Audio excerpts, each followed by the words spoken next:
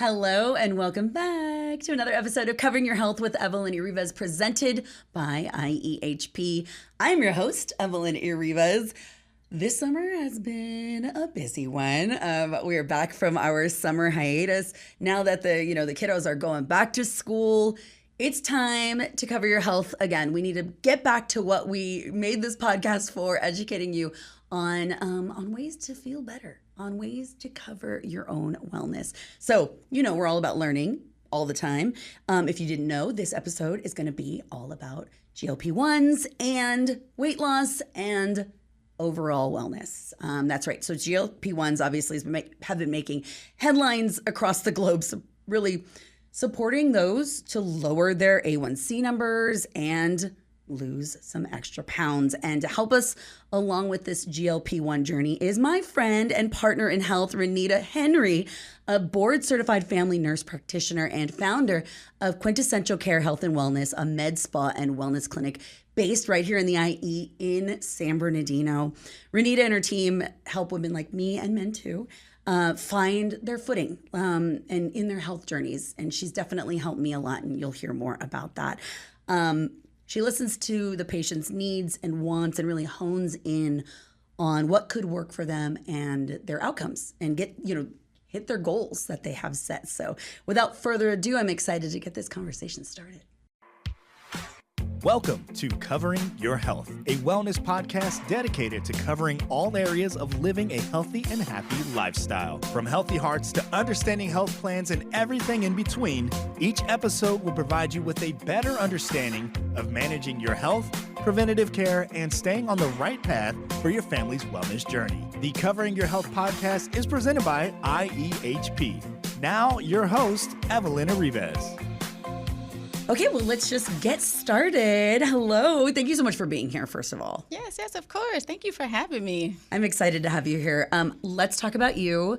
Tell me about what led you to the health and wellness space. Did you always know you wanted to do that? Gotcha. Yeah, I did. I've actually been nursing now for about 15 years, and I still love it.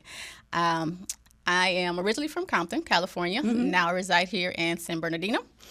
I'm one of 7 children. 7? 6 girls, 1 boy, and I'm actually number 6 of the 7. So, yeah, we lived in Compton. It was definitely always interesting. Oh, yeah. And then my family later moved to Las Vegas, Nevada, and that's where I finished my high school and then started my college education. So that's where I went to UNLV for nursing. Nice. I started there, and actually as a kid, though, I did realize that medicine kind of interests me. Mm-hmm. I remember we had a elementary school teacher. We had career day. And I told my teacher that I wanted to be an anesthesiologist when I grew up. Ooh, that's a good profession. I was like, yeah, it interested me. I was like, oh, they make good money. They stay busy. But yeah, after that, I went to a trade school while in high school. Yeah. And I became certified as a medical assistant. Nice. So that's kind of when I knew that, okay, medicine is something I really want to make as a career. Yeah. So that was awesome. Right after that, I went into college, got my bachelor's in nursing, and then I worked as an RN for about 7 years before I went to get my master's to become a nurse practitioner. Oh, that's amazing. Yeah. That's awesome. So what kept you on that path? Because, I have kids. I have a daughter who just graduated college, and there's so many things when you start entering that space, going to school, that go, oh, maybe this isn't the path for me. Maybe I'm thinking something else. Maybe it is not nursing I want. What made you just stay the course? Well, nursing itself is definitely very challenging. Mm-hmm. So it's a hard program to get through. So just trying to stick through it was a challenge. Mm-hmm. And, something that kept me into it was just knowing that I'm helping others. Nice. And just helping them to feel good, to feel better, because everyone comes in the hospital, they're not feeling well, they're doing sick, and just to have that good bedside manner, just to help comfort them in their time of distress, just said me like, oh, okay, I am making a difference. And being able to help make them feel better, I was like, oh, I like this feeling. So that's something that helped keep me in nursing. That's a great reason. Yeah. That really is. I know I'm making a difference, and then I get that feeling inside that says I am. Mm-hmm. I get that reassurance. Well, it's not easy to start a business, and I'm in awe of your business. I think it's wonderful. Tell us how Quintessential Care Health and Wellness really got its start and why here in the Inland Empire. Gotcha. Yeah, I do agree. Starting a business is not easy. But when you're like self-motivated, you're disciplined, very determined to accomplish your goal, it's like anything is possible. Yeah. And that's how I was. I was just determined, like I wanted to go ahead and be independent, start my own practice. So that was something that I really focused my attention on after nursing for such a while and then becoming a nurse practitioner. Then that gave me that flexibility to have that freedom to want to have my own company. Quintessential Care kind of came about when me and my husband was just kind of brainstorming. We were just doing different business ideas one day, thinking about, okay, what can we do? And I was like, oh, maybe I'll start my own family practice. And he was like, oh, that may work. That's a good idea. Yeah. So I'm like, I thought about it for a while. He was like, okay, what would you call it? I said, Quintessential Care would be, a good name, just because I believe that my care that I give is more essential and pure, just that perfect representation of professional health care. Yeah. So I was like, that would be a good name that's fitting for me. And he agreed. And it's very different. I don't know any other quintessential really businesses. Yes. Yeah, it's a good name. And that's what I thought. Like, oh, it'll be different, something to make people think like, hey, quintessential care, what is that? Yeah.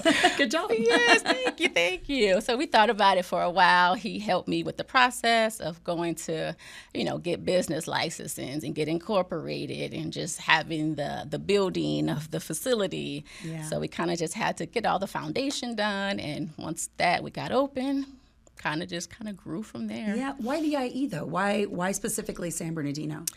I would say the IE, mainly because the LA County is very saturated with med spas. So I preferred an area that was in need of these services and, lack the resources. So I thought I would be more beneficial in the area of the Inland Empire. And the Inland Empire has, good things to offer. So I'm like, so much. It'll be a good idea. So when looking where we wanted to place our business, I'm like, this can't be a bad idea. Yeah. I got so much to offer here. So I love that. No, I totally agree. I'm obviously a big fan of the Inland Empire. Grew up my whole life here, and there's no need to drive somewhere else. Exactly. Like, why do you have to go to the OC to get services you need? Why do you need to go to LA to get services you need? We have such a beautiful, thriving community, and it is nice to have, businesses say, no, I want to be in this community, so people don't have to go and do all of those things. And just the economic growth itself, like it's growing so much, so it's like it's good for the future. Like we have that sustainability here in this area. Oh my gosh, for sure. It's not going to get any smaller. Right. I'll tell you that. Definitely.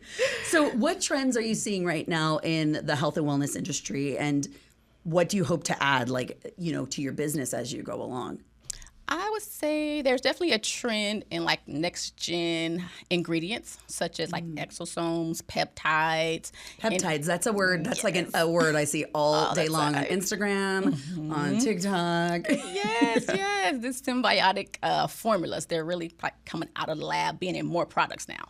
So it's definitely more skincare and different skincare treatments that use these things. So I definitely see the trend in skincare as being very popular. And another thing I noticed was hair loss, hair thinning. That's another thing that's concerning to a large population of people. So it was my idea to maybe think about bringing on some hair restoration treatments in the near future to Quintessential, just to broaden our services. And build people's confidence and help their overall well-being, and all in the health and wellness space, that's for sure. Definitely, because skin and hair goes hand in hand. It really does, skin and hair. And now what I'm going to bring up, weight loss. So, that's been a very big thing, a topic that we've talked about a lot through this podcast. When we first kicked off this podcast, I talked a little bit about my health journey and how the podcast actually has really helped me. Not in educating myself along with educating our community, which has been really, really cool. And it's changed my way of thinking about certain things and the way I feel and the way I move my body every day. So let's talk a little bit about how you and I actually connected.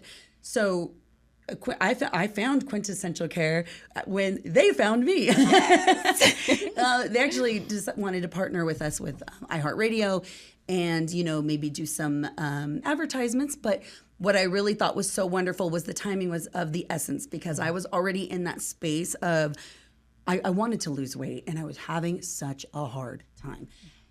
In our first season of Covering Your Health, I made it a goal to do a half marathon again. I hadn't done it in 7 years. Wow. And I used to do them frequently, and I got off the training wagon, and I had an accident, and my back was in turmoil, like all the reasons, right? All the reasons.